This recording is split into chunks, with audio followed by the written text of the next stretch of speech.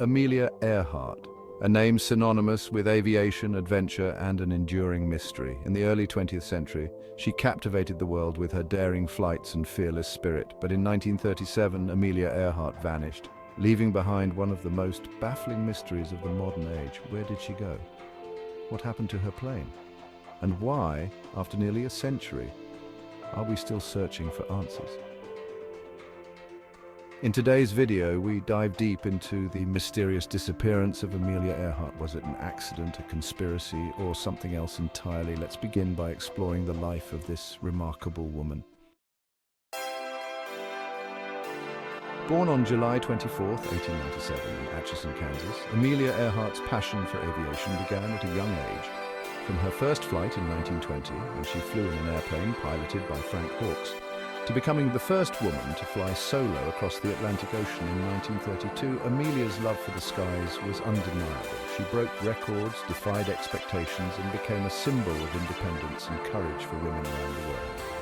But it was her ambitious plan to circumnavigate the globe in 1937 that would be her most daring and, tragically, her final adventure.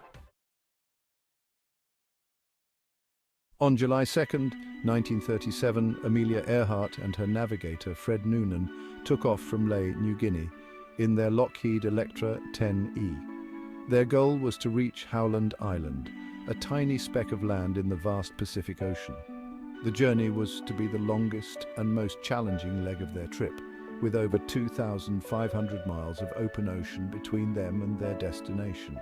However, they never arrived. The last radio transmission from Earhart was received around 8:43 a.m. local time. She reported that she was flying at 1,000 feet and was unable to locate the island. She mentioned running low on fuel. Then, silence. Amelia Earhart and Fred Noonan were never heard from again. What happened next has fueled decades of speculation, theories, and searches.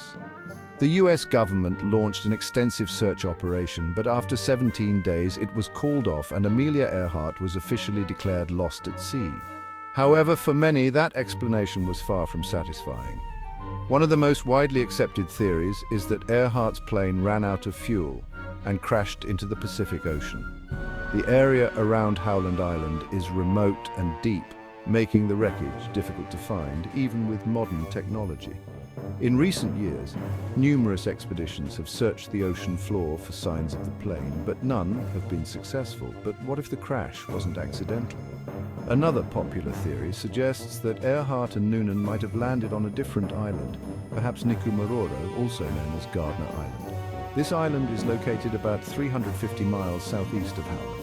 In 1940, British colonial officers discovered a human skeleton on the island, along with the remains of a campsite. Some believe this could have been Earhart or Noonan. In fact, recent investigations have found artifacts on Nikumaroro that could be linked to Earhart's expedition. Pieces of aluminum, a shoe sole, and other items have been found that resemble what would have been on the plane or with its crew. However, definitive proof has been elusive. There's also a darker theory. Amelia Earhart was captured by the Japanese. According to this theory, Earhart and Noonan were unable to find Howland Island and instead ended up on the Marshall Islands, which were under Japanese control at the time. Some believe they were taken prisoner and possibly executed by the Japanese military.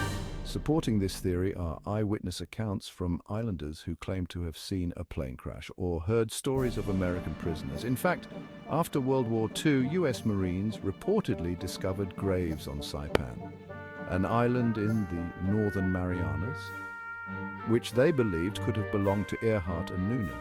Yet, like many aspects of this case, evidence is scarce and inconclusive.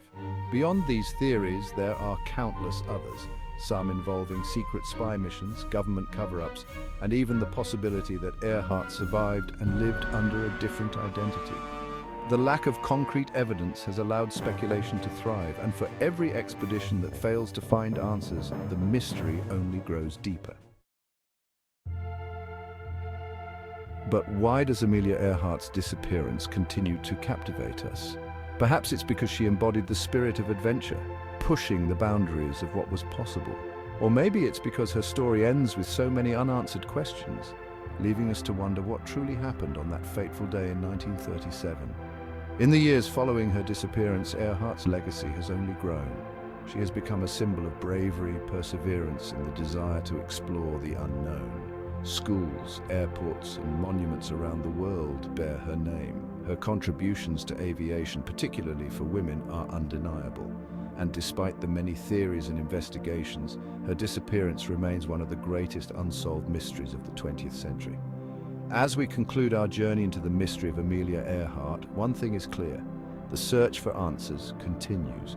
Whether her plane lies somewhere deep in the Pacific Ocean, or whether she met a different fate entirely, Amelia Earhart's story endures, reminding us of the enduring human spirit and our insatiable curiosity to explore the unknown. Thank you for watching, and if you enjoyed this video, don't forget to subscribe to Wonderwave for more fascinating stories and mysteries from history. Until next time, keep wondering.